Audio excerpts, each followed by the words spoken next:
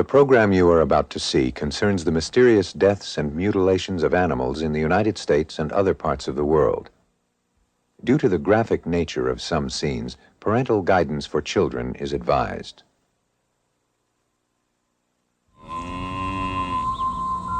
The film you are about to see, called A Strange Harvest, was first broadcast in May 1980.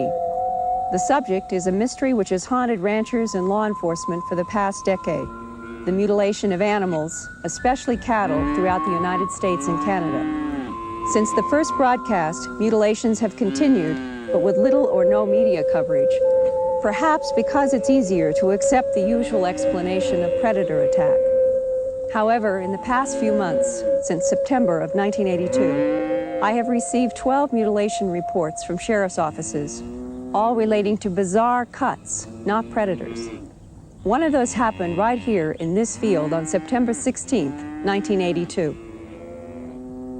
Bill and Linda DeZuris grew up on this ranch land about 30 miles east of Colorado Springs. Raising cattle has been their life, and neither had seen anything like the dead cow they found that September day.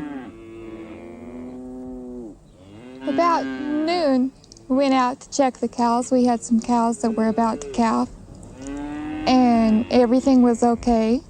And so we went back to the house, had lunch. About, all afternoon, we'd worked out on the truck all afternoon. It was a pretty day, and we hadn't seen or heard anything. When about 5 o'clock, I had to go to Kremlin after a load of hay. So I was in a semi, and the cow was over a little ridge, but I could see off a sweet road the cow laying there dead. I got the pate and I called my wife and told her to go check on it. Half of the udders were gone. You could see into the stomach cavity. The rectum had been partially removed. The eyes were bulging out. I was horrified at the thought of what could do this in broad daylight when we had checked the cows only a few hours before. That cow was the DeZuris' third mutilation. In the fall of 1979, they found 2 of their year-old heifers lying 100 feet apart in a pasture. Both were dead, and their rectums had been cored out. Cause unknown.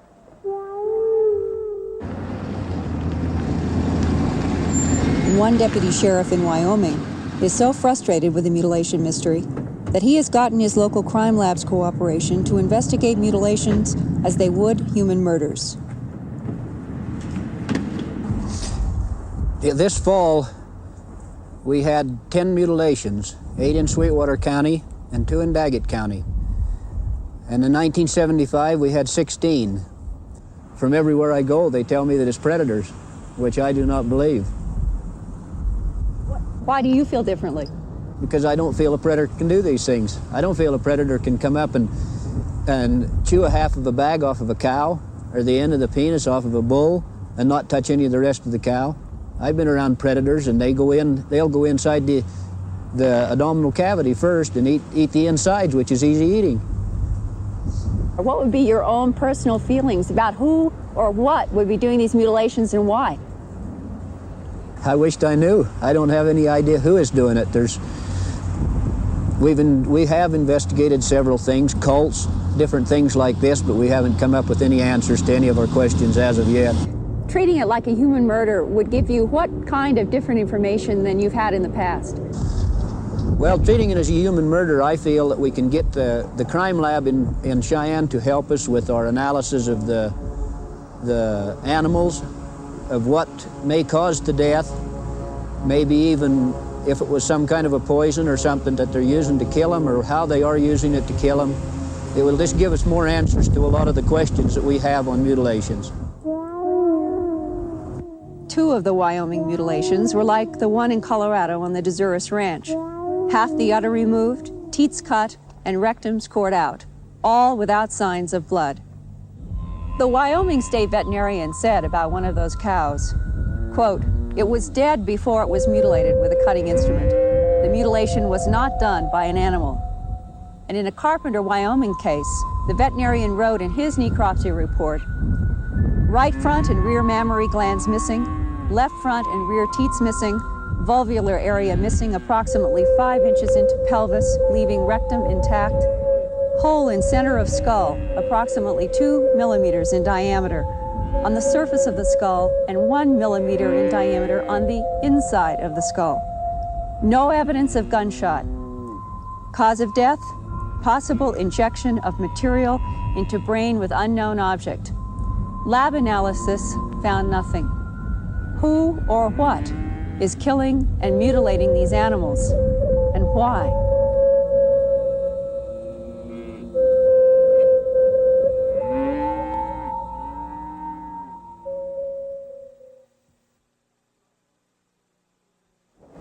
Most everyone in the western United States heard about cattle mutilations in 1975. And a couple of years later, in 1977, most people thought cattle mutilations had gone away. The number of newspaper articles declined, and ranchers, many of them, stopped reporting their dead and mutilated cows to law enforcement. But the cattle mutilations never did stop. And by the spring of 1979, United States Senator Harrison Schmitt of New Mexico was concerned enough to call for a conference in Albuquerque on April 20th to talk about cattle mutilations. And I began wondering again, what was going on? In the past few months, I've traveled through Wyoming, New Mexico, and Colorado exploring this mystery. I've talked with journalists, law enforcement people, ranchers, and scientists. They have shown me their photographs, their reports, and their files. In this program, you will hear the testimonies of many of these people who have been involved with this puzzling phenomenon over the past decade. Some of their statements might shock you, but they're all part of this amazing story that I call a strange harvest.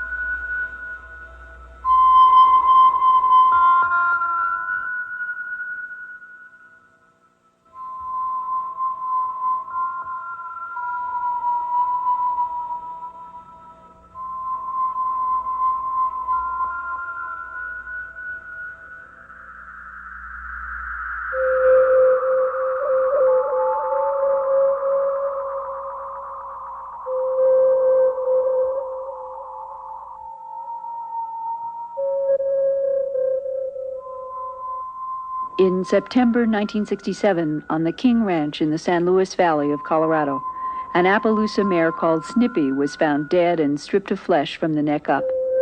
Some said this was the work of flying saucers. Who or whatever did it, no one knows. Since that time, and perhaps even earlier in this century, thousands of cattle, horses, and other animals have been cut up in strange ways throughout the United States, Canada, Puerto Rico, Panama, the Canary Islands, and possibly other South American and European countries. Some people call it cattle mutilation. Whatever it's called, it's a strange harvest. Parts missing are usually an ear, an eye, the tongue, the lower jaw is stripped of all flesh, the sexual organs are cut out, the rectum is cored out, and in some cases, the blood is gone. Adding to the mystery is lack of tracks or other evidence. Mutilated cattle have been found on wet sand or rain-soaked ground with no tracks around them, not even their own. And the mutilations continue. Between May 1979 and January 1980, over 30 cattle in Canada had reportedly suffered this strange fate. Iowa had 8 reported mutilations in the last months of 1979.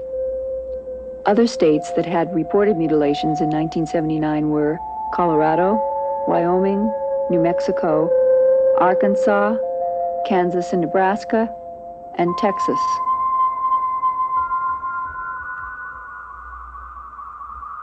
Who or what is killing and mutilating these animals?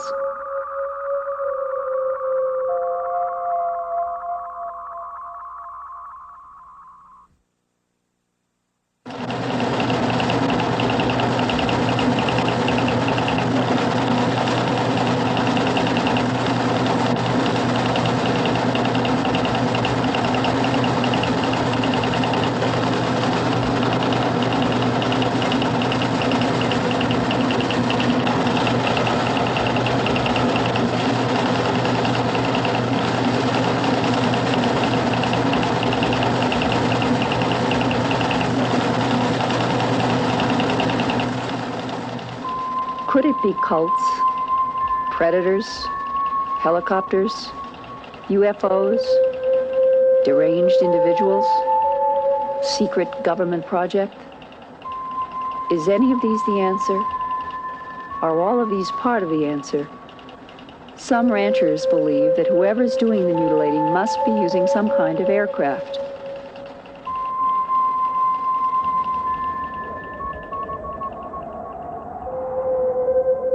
The Greenhorn Mountains in southeastern Colorado rise above the sagebrush cattle grazing lands that stretch for thousands of square miles around Walsenburg.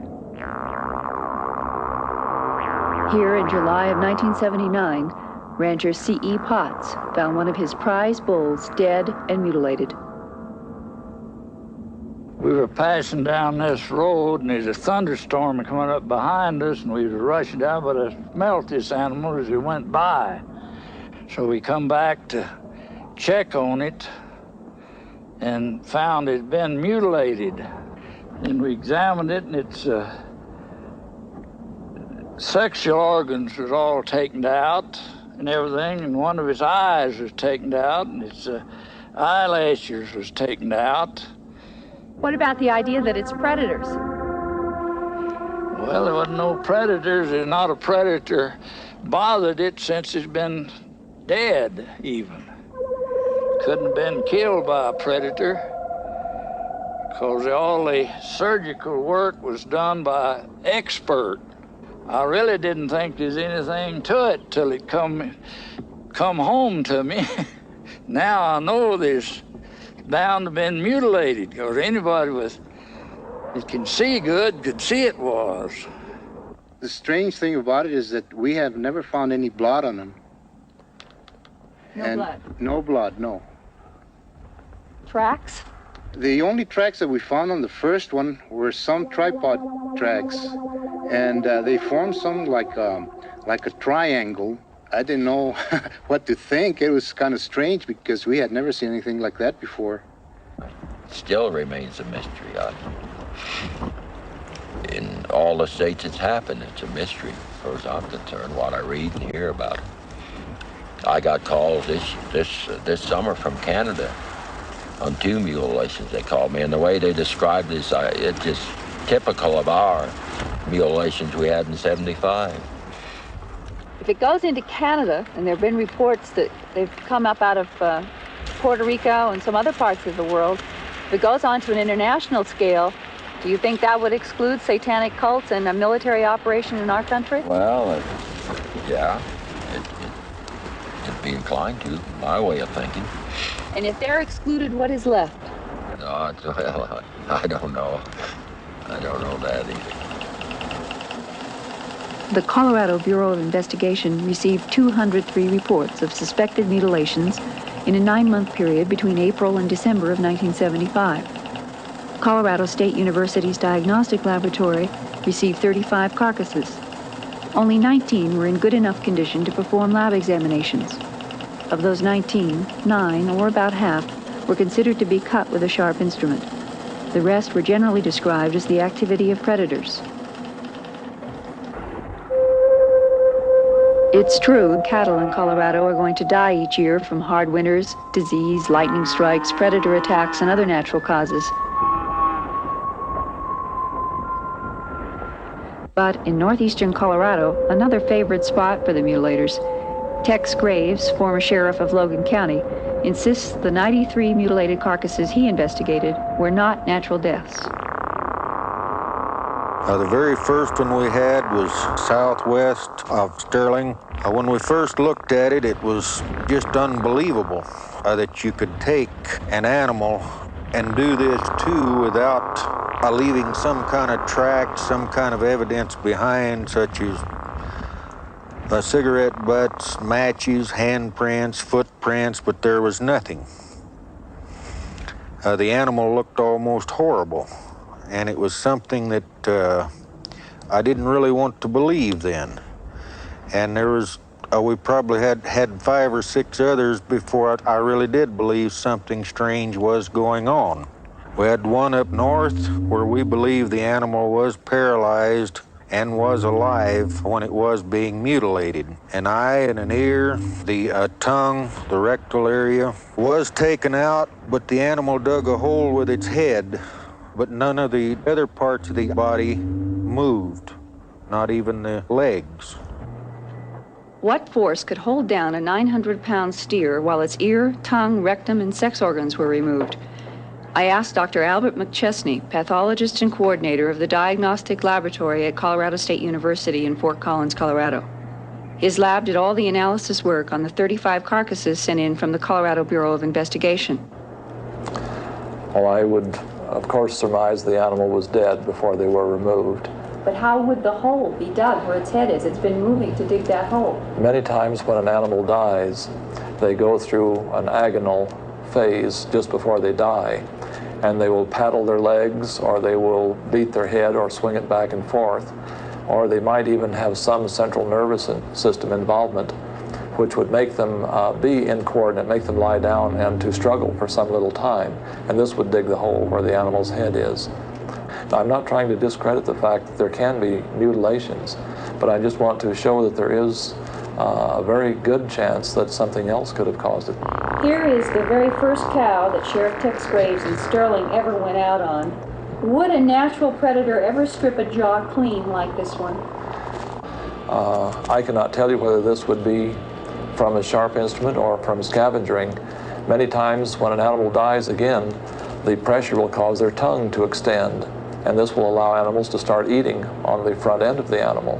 And if so, this cleaning of the jaw and the cheek muscles would be just a natural extension of that entry into the body tissues. But doesn't that look like a nice clean curve of a cut around there in that lower jaw? It does. It looks quite clean. But once again, we have to have all of our facts together before we can draw a conclusion. If I could see whether hair was cut or if there were deeper incisions, perhaps I could tell you specifically. But to look at one like this, I would say it's within the realms of either a scavenging or a sharp knife mutilation. It could be either way. One other place in 1976 north of town on a very hard pasture, almost like hard brick. We found tripod marks 12 inches across. The tripod marks were 14 feet apart. We found one set that had gone in the ground roughly 8 inches. And it would take a good post hole digger or our shovel to dig in like this. It indicated something very heavy had set down in this area, yet there was no tracks leading from it nor to it.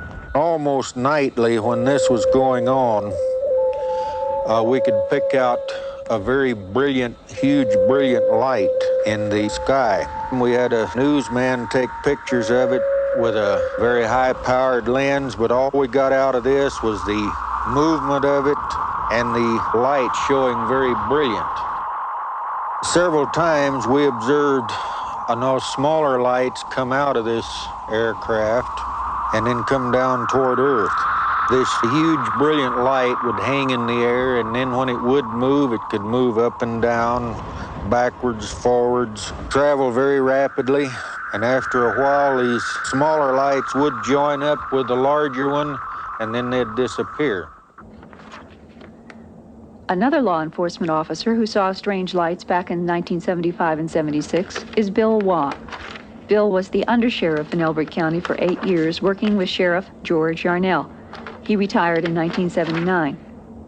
Posseman and I was sitting out there one night. The sheriff was up in a plane, and I happened to look in the rearview mirror, and I saw this orange ball of light come up from the ground. So I nudged the deputy, or the posseman with me. We jumped out of a car, and this light came at us. It was up off the ground, flying higher than the car. And they get up just about to the car, and they make a complete 90-degree right-angle turn. And in the cockpit, I could see 3 little lights, a red one and what looked like a white one, and either a green or a blue. One man looked out of his window at night just before he went to bed, and a horse was standing out there. He got up the next morning, sat down to breakfast, and happened to glance out, and the horse had been mutilated. Right there. It was in the summertime. They had they had a house and 2 trailers where people lived in them, and they all had their windows open. They had dogs around the place. No one heard any dogs barking. No one heard a thing. And that was right up by the house.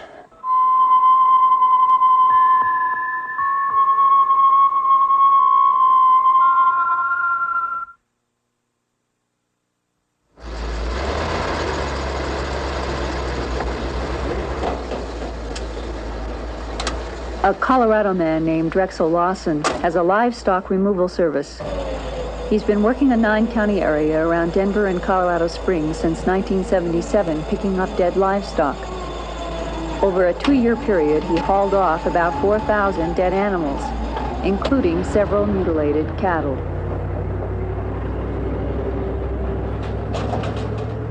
My first mutilated pickup was in '77. It was in the late afternoon, late evening, and frankly scared the hell out of me because I wasn't used to seeing things like that. The thing that I think has scared me and astounded me so much was when livestock die, they normally will lay and thrash in the grass or in the dirt. This cow looked like she'd just been actually just picked up or turned over, and none of the grass or the dirt, anything around her was disturbed or destroyed in any way from her dying.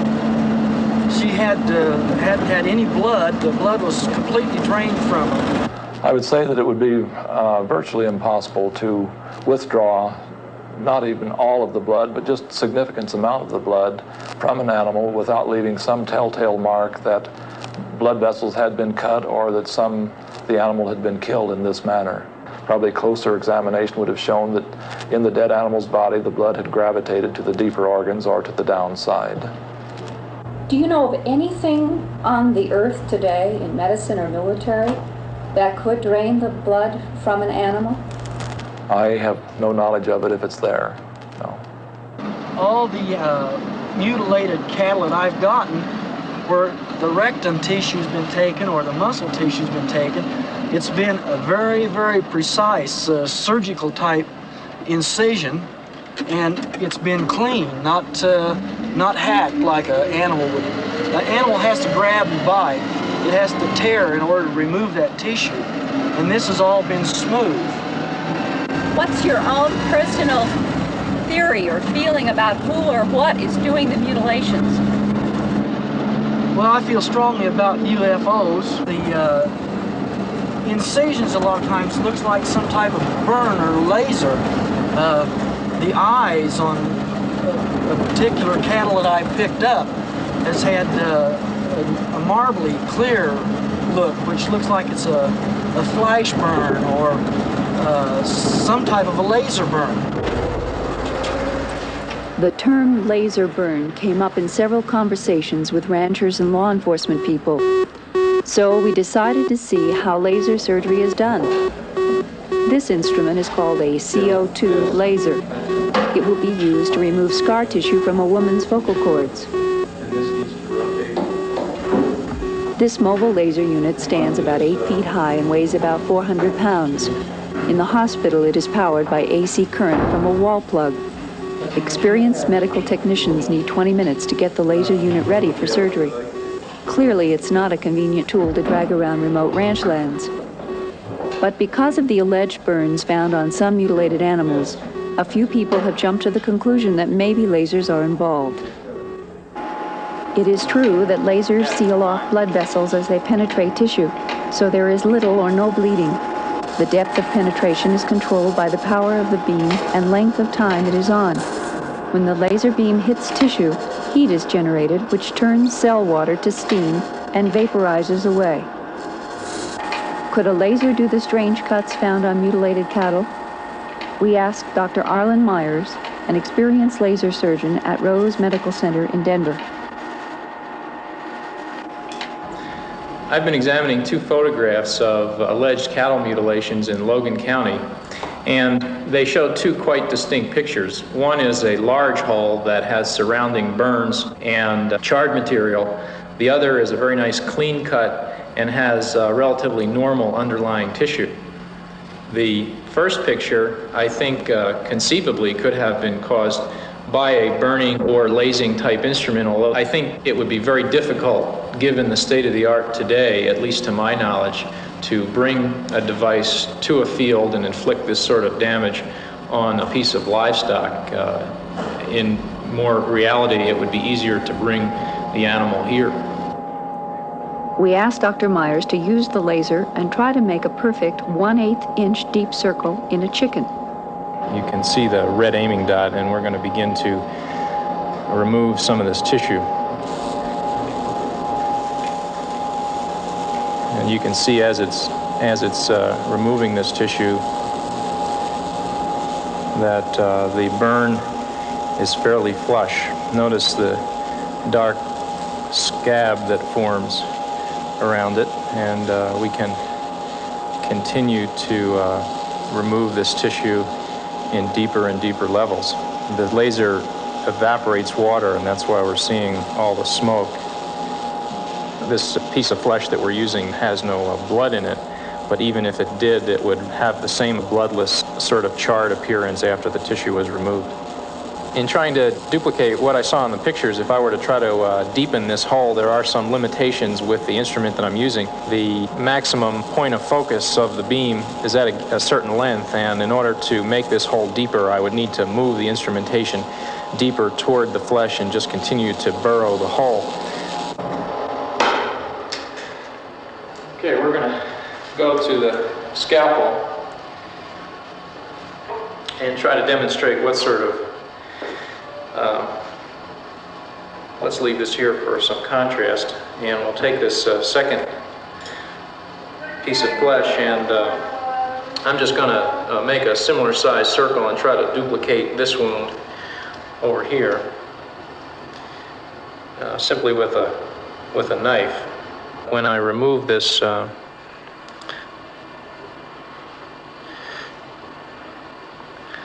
piece of skin, that there's, in contrast to the laser, no surrounding scab or blackness.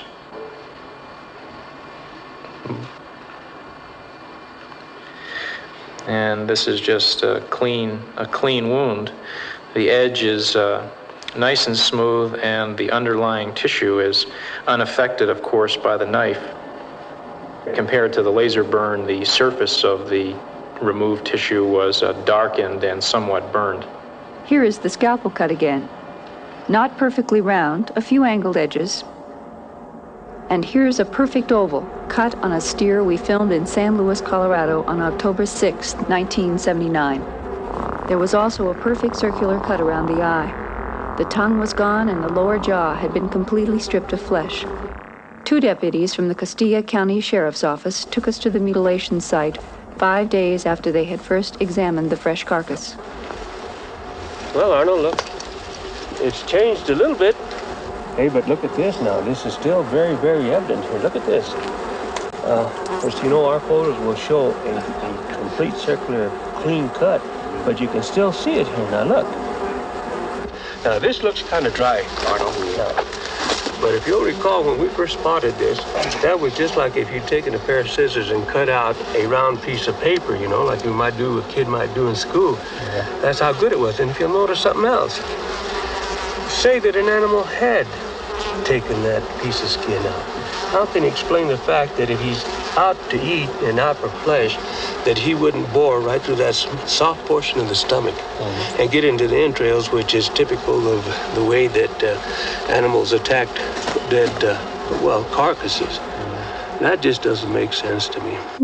That mutilation in San Luis, Colorado happened around September 29, 1979. 2 weeks later, there was another one in Chama, New Mexico. And by December, there had been more scattered mutilation reports in Kansas, Nebraska, Wyoming, and Iowa.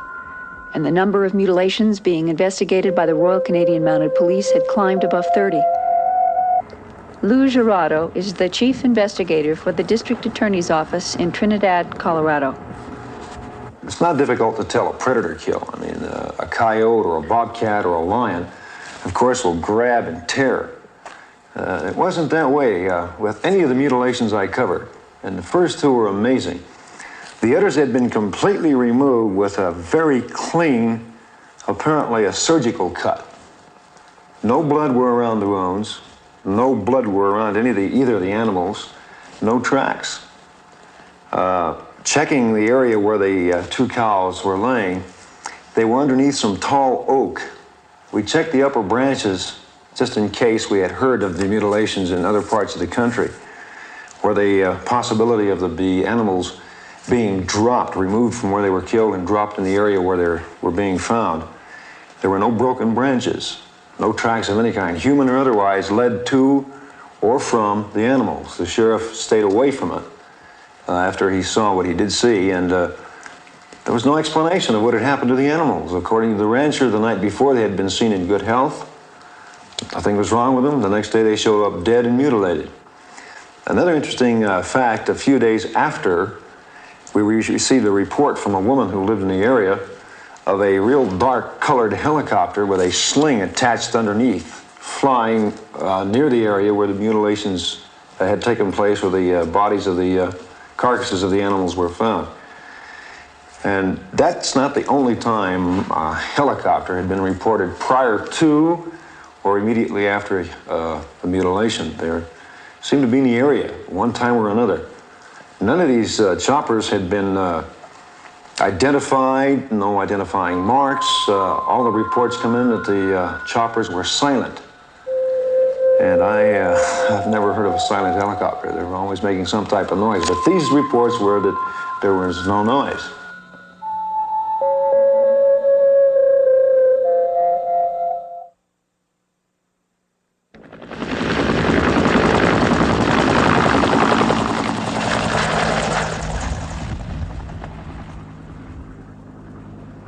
Descriptions of dark and silent helicopters, as well as unidentified bright lights, came up in almost every conversation about the cattle mutilation mystery. Some people suggested that the Cobra helicopter developed for air attacks in Vietnam was a quiet helicopter.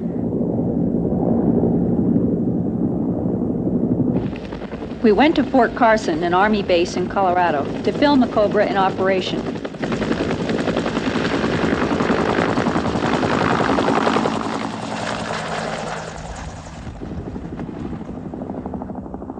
We asked the pilot to go out 1 mile, circle, and fly back over us at 500 feet.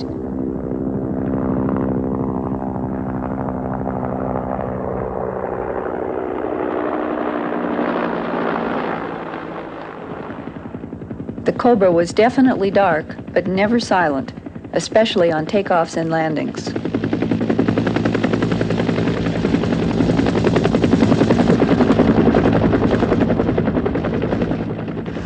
When we first started hearing reports about the cattle mutilations here at Fort Carson, Colorado, we often wondered ourselves what type of helicopter had the capability of lifting such an animal from one site to another. There's not too many helicopters in the local area that had that capability that I've seen around here. There certainly are not any here at Fort Carson except for the much larger helicopters. And because of the noise that would generate from these helicopters, no animal is going to sit still to allow these helicopters to get within any close proximity of them as they make their approach or land to the area. Is there such thing as a silent helicopter? No, not of a completely silent helicopter, no. The helicopter will always make some sort of noise that will scare an animal away that is not used to that type of noise. From the reports that we've read and heard on news and newspapers, it would require somebody of great ability to perform these acts than anybody that I know of in this particular area. Certainly not the military. If I had to choose between aliens of some sort coming down and doing these things to the animals and lifting the animals, as compared to having a helicopter of our size or smaller helicopters doing these things, I would probably be more apt to choose the alien aspect of the cattle problems than in the military or any other type of small helicopter.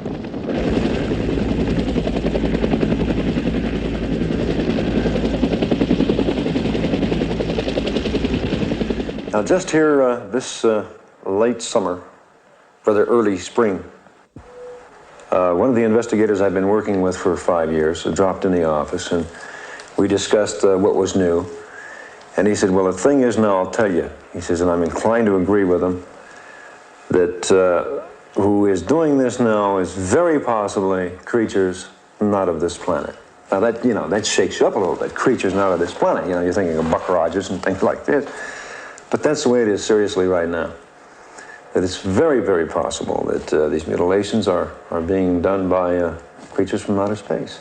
There's a State Patrol officer in Dulce, New Mexico, who has not only seen UFOs, but received a substance that dropped from a strange craft that hovered over Taos, New Mexico. Gabe Valdez has been investigating cattle mutilation since 1976. Either it's got to be a highly sophisticated agency that has total secrecy and the money and technology, or something else involved. But as far as an occult group being involved in it, I think it would have been broken a long time ago. So what's left? Either government or extraterrestrial. You first have to operate under the premise that you believe that some government agency would be responsible for that. To me, it's ludicrous, it's almost ridiculous to conceive that that would be a possibility. You're dealing with, if you're talking about the CIA or you're talking about some government spy agency, it just doesn't make sense to me that they would be involved in at random mutilating cattle on individual ranches or farms. If they were involved in something like that, they would have the resources to do it under controlled conditions. So I've never even entertained that thought, even though it's one of the theories that has been, thrust into this investigation.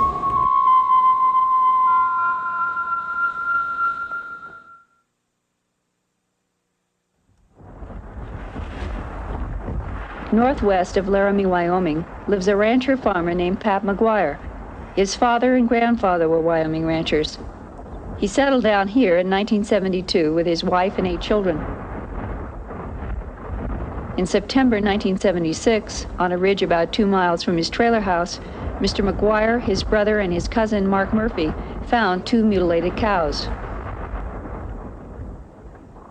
The following hypnosis session with Dr. Leo Sprinkle, Director of Counseling and Testing at the University of Wyoming in Laramie, is Pat McGuire's effort to recall more details about an extraordinary incident that happened to him at the time of the mutilations. Dr. Sprinkle is one of the world's leading authorities in cases involving UFOs and human abductions. He has personally worked with 47 people since 1967. Pat McGuire was his 28th case and the first concerning cattle mutilations. Whenever you're ready, just go right ahead. You can talk and describe your experiences.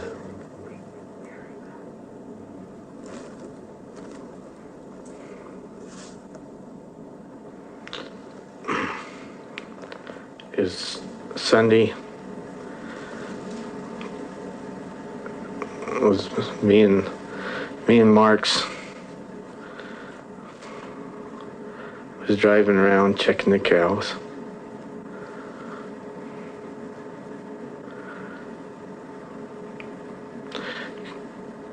Come up on a cow that was dead. They cut the nose off, tongue was out, and the sex organs were gone. Well, I said, one brother said it must have been from a sex cult from the university out here messing around. I says, probably was. I says, we'll catch him yet. Okay, Pat, you're doing fine. I'd like to have you now turn your attention to the evening that you and Mark were looking at that craft. You were looking through the scope. I says, Mark, I said, let's get the hell out of here. I said, that star's coming. I says, either that or my eyes are bad. He says, it's coming. It changed from a pure white to an orange. I said, Mark, son of a, it picking up a cow. I says, you hear that cow? Hell, she's bawling. And it seems to be hovering there over the ridge. Right, hovering, picking up the cow. And can you see the cow? No. But you can hear the cow? Right, terrible. Terrible, bawling? It's terrible. Worse than I ever heard a cow. Mm-hmm. And I've heard a few. Mm-hmm. Okay, then what happened? happened? All of a sudden, like they threw a valve or a switch. Everything stopped. The craft is still there. The cows wasn't no ball. No sound from the cattle? No, it's like they threw a switch. It was weird. Back of my neck, hair on the back of my neck was straight up. The next day, you said you drove over there? Right. Mm-hmm. What do you find when you drive over? Oh, we didn't go over there till 10 o'clock in the morning. Mm-hmm. We waited till it was damn good daylight. Mm-hmm. Well, we weren't taking a chance. Yeah. Mm-hmm. We went and looked all over along the side of the hill. All we found was there was another cow in 2 miles, just a lone calf, bawling for its mom. I said they took her. We never found her. Never did find her. I've drawn a picture of the spacecraft what I seen that night, and the ridge was 300 feet, and the tip stuck above the ridge, and that'd give you a size of a football field. And as it proceeded from the down from the sky, it was a pure white with, of course, the flashing red and yellow and blue lights. And then it turned to a fluorescent orange, the whole ship did. And it stays this color, and of course it'll glow the whole area up right around where the cow was. The area was deep red, and that's where you could hear that cow beller.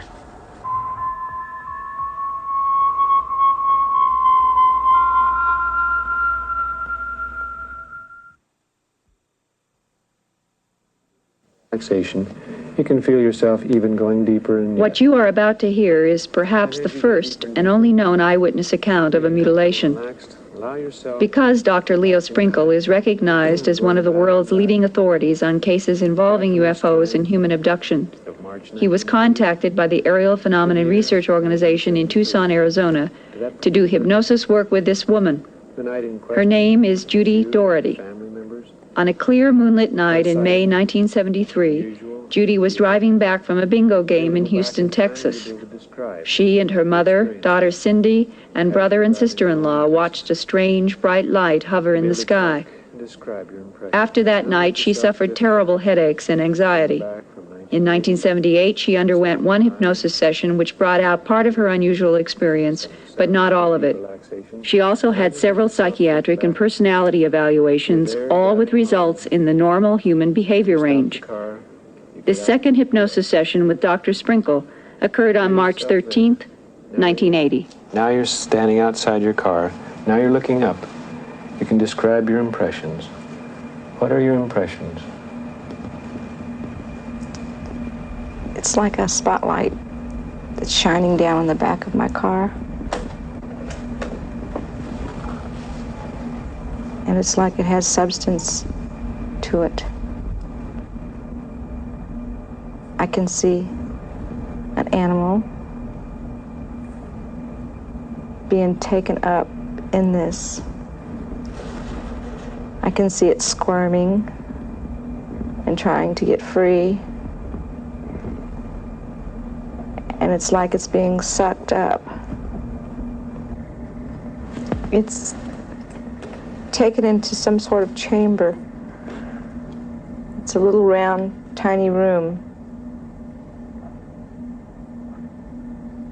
And I get nauseated at watching how they excise parts.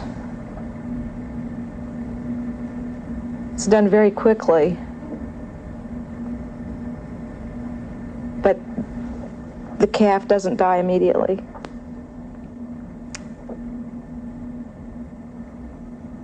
For some reason, the calf's heart isn't taken, and I don't know. It seems like it's still living, and that upset me very much. And then I can see the calf being lowered. It's like it's being dropped back down. And when it's on the ground, it's dead. I can see that it's not moving. But I feel very sick to my stomach at what I witnessed. You see the animal being cut up? Yes. Mm-hmm. How is it being cut up?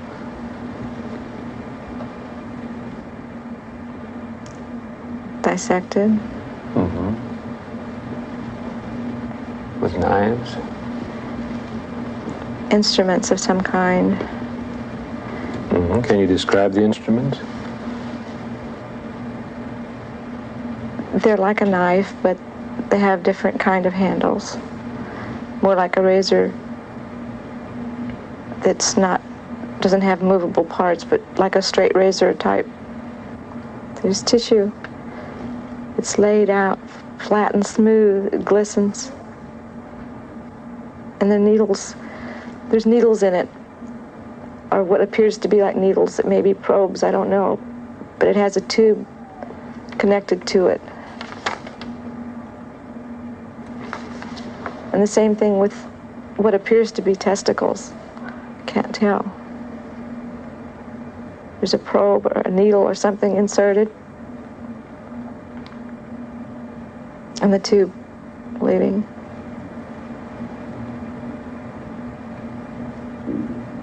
The same with the eye. Is anybody else around you? I feel the presence of other things, but I don't know what they are. I can't see them. Mm-hmm. You feel you're standing by the side of the road, by your car now, or are you standing someplace else now? I feel in two places at once. Mm-hmm. Okay, describe how you feel. I feel like that I was able to see what was going on in the craft, but I was also standing beside the road. Mm-hmm. Okay, just let yourself focus on what is happening inside the craft. Be aware of who is around you. It's okay. You'll be able to describe who is standing around you.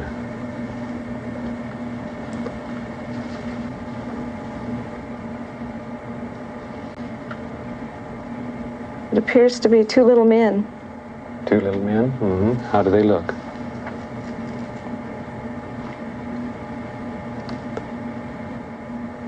They look... Their hands look funny. They have long claw nails, like... Okay, they have very large eyes. They're very hypnotic. Like, they're so big that... And they don't blink. Their eyes do not blink. It's almost like, I guess, a snake. They were very snappy about their movements, and they knew exactly what they were doing, and I felt a little better because for some reason, they projected that it was necessary this be done, that, it was for our betterment, for the betterment of mankind that this was done, that they were more or less watching out for us. So you felt better when you had that Yes. impression of not only precision, but also a benevolent or a kind attitude Right. toward people? Mm-hmm. I can't say that they were kind. But concerned?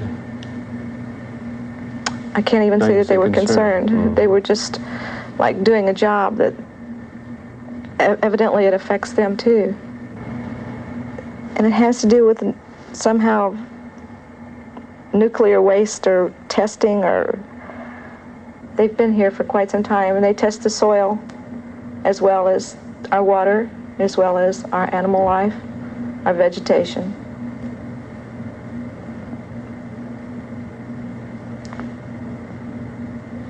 When I question why they aren't saying more, and why they can't stop it if they're so knowledgeable. Mm-hmm. And they get angry. I don't know. I don't understand that. Mm-hmm. You don't know why they get angry?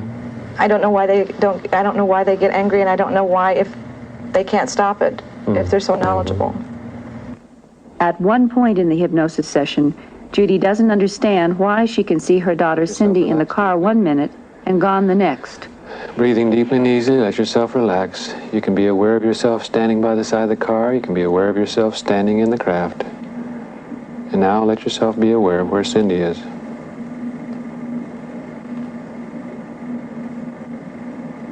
I know I have a feeling of fear. Okay, let yourself go on through the experience.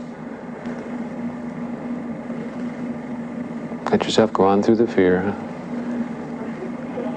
What impressions come to mind? I just visualize her on a table. Okay, what happens next? I'm afraid that it's going to happen to her, what they did to the animal. Yeah. Just let yourself relax. Forget it. No, I don't want to. You can tolerate it. You know it. No, I can't. You know it's all right. Just let yourself go on through. Just relax deeply. You know that everything's going to be okay. You see Cindy on the table. What happens next? I'm just afraid that they're going to hurt her. Yeah, you're afraid, but you let yourself go ahead and let yourself go on through the experience. You can be aware.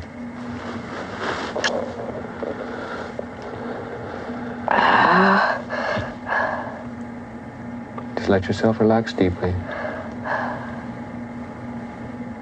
You can be aware of what happens next.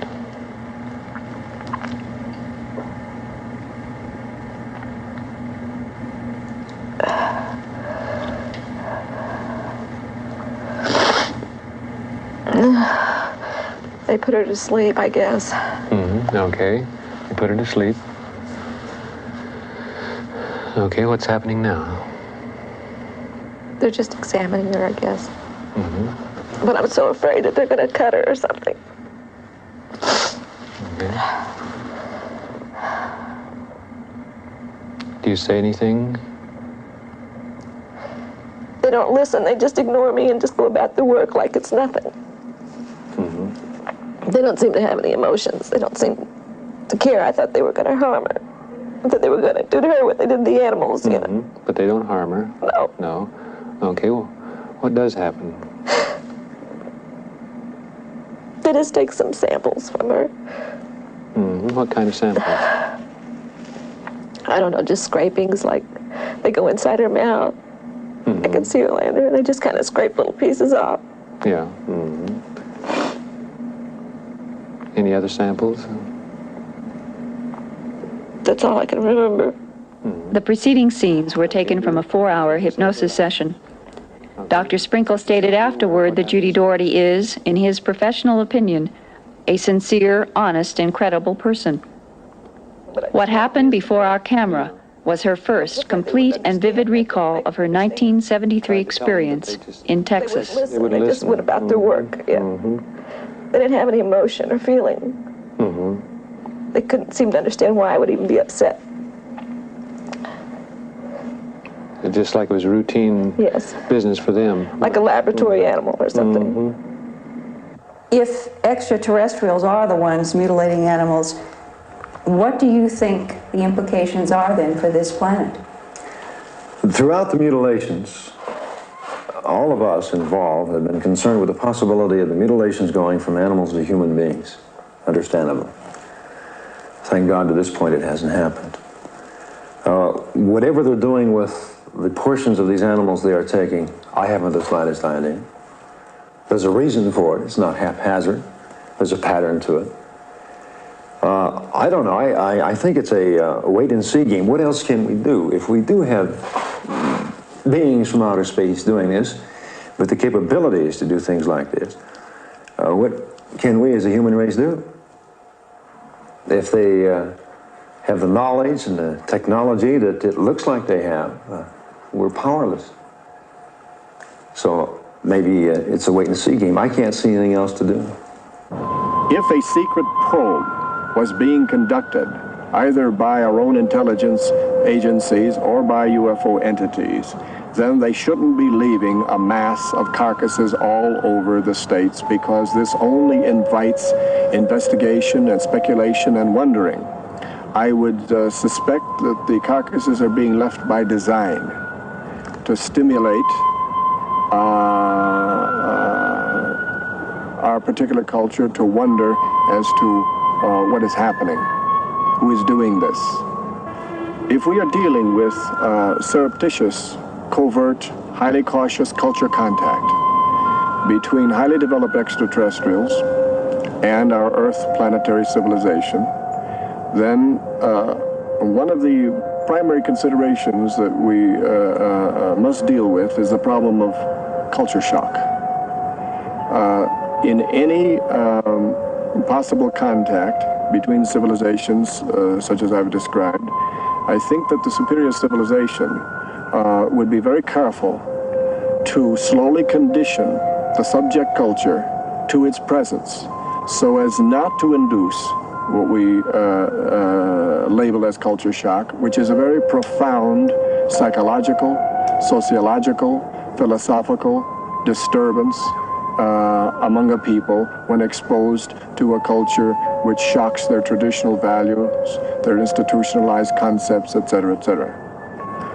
This is speculation, of course, but an overview of the UFO phenomena leads most of us who've been in the field for a long period of time to view it as cautious reconnaissance conditioning of the planet Earth. For further updates, transcript, and video information, please write to A Strange Harvest, 3208 East Fremont Drive, Littleton, Colorado, 80122.